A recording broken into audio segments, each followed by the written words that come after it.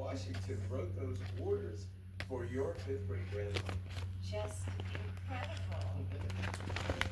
Peter Steenburgen served under George Washington in 1755 at a critical moment in American history. What? She found out that At the her time, the 13 great-grandfather colonies still belonged to 5 England, times and England was served locked in under a war George with France Washington. and its Native American allies. Washington was a young, ambitious colonel trying to make a Great name for himself. grandfather? Unfortunately, They're looking it into seems that Mary's her ancestor wasn't family exactly healthy. history. Oh. We found Her a journal written by great-great-great-great-great-grandfather great-grandfather Peter. Okay. served under George Washington. Oh. Great. Now, this is the very first entry from Captain Lewis's journal. Would you please read the highlighted section? Left Fredericksburg with 80 men, the men being most of them drunk. We marched for 7 miles to Pickens. This night, 2 of my company deserted. Your ancestors' regiment was out of control.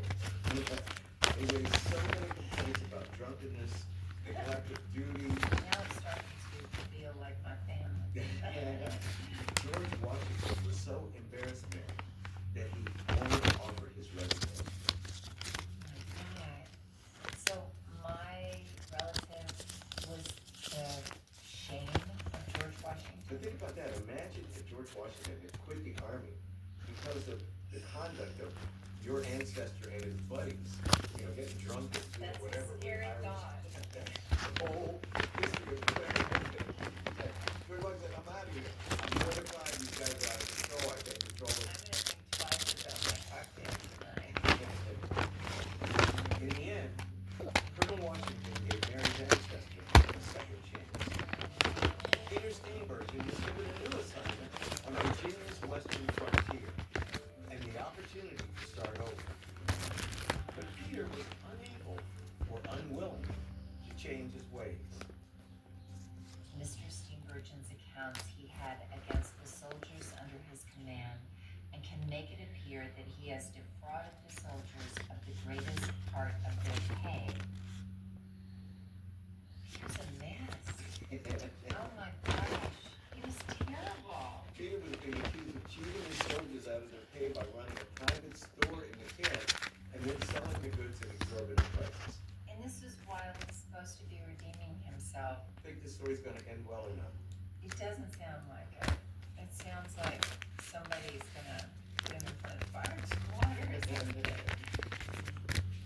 Fortunately, Peter managed to avoid anything so serious as a firing squad. He couldn't escape judgment. This is a letter written by George Washington on May 28, 1758, about your ancestor. Would you please read the transcribed section? My husband is not gonna believe this. This is crazy. Lieutenant Steenburgen, having been guilty of several irregular and ungentlemanly practices and finding his conduct was about to be inquired into, begged leave to resign, which I granted so far as depended upon me, because the crimes he was then accused of were not sufficient to break him, although quite sufficient to give the whole court the most indifferent opinion of his morals. Oh my God. Well, this concluded your fifth great-grandfather's service. Yeah, You you might think? not, I should know. There was no coming back from this. I'm, kind of ashamed and a little bit relieved to hear they weren't all saints. I don't know. Well, what do you think happened in prison, the poorhouse? Which was it? He married a rich woman. Of course he did. Of course he did. He got He's a married to a scoundrel. rich woman. Neither one happened. He didn't go to the poorhouse. He didn't go to prison. Peter Steenburgen married Anne Gaines, her fifth great-grandmother. You ever hear of her? No, she must have been crazy. She was from a well-to-do family, and she chose this scoundrel to be her lawful wedded husband. God bless her. Roxy's. And with Mary, she took up a new occupation.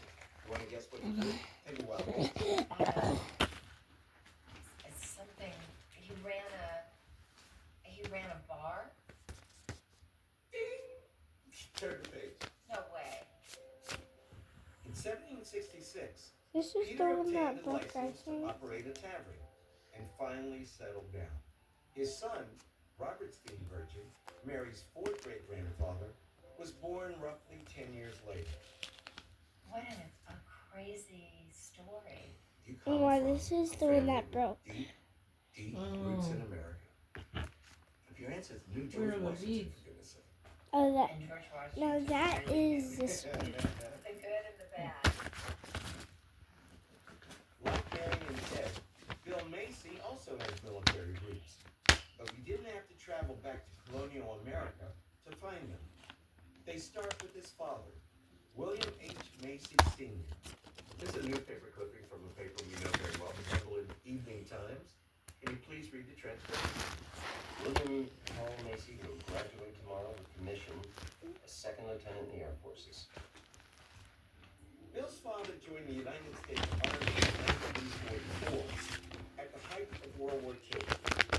Unlike many other men of his generation, he wasn't drafted.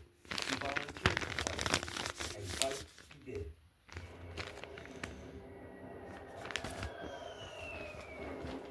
William was a bomber pilot in the 8th Air Force. He flew more than 30 missions above Europe. It was incredibly dangerous. The 8th boasts over 26,000 men. Bill told me his father rarely spoke about his combat experience. He wanted to give him a better sense of what his father had gone through. We showed him a mission report from one of his worst flights. 1B-17 from CHW, behind, hit by flak over target, exploded before hitting ground. Most crews reported seeing no shoots. So think about this. It means that your father most likely saw planes full of his friends Oh yeah, shot down. oh yeah. And your dad was only 22 years old. Can you imagine I just the can't. effect that would have on you? I think you have to be 22 years old. You're 32. You're too smart to get out of there. When you and your brother were boys, and your mom said your father was a hero, how did you learn that you're the son of a hero? No, we didn't talk hero. No, he talked about doing his duty, the waste of war. It's an interesting question. I hadn't thought about it much. But no, there was no talk of my dad's a hero. What do you tell your children? That he was a hero.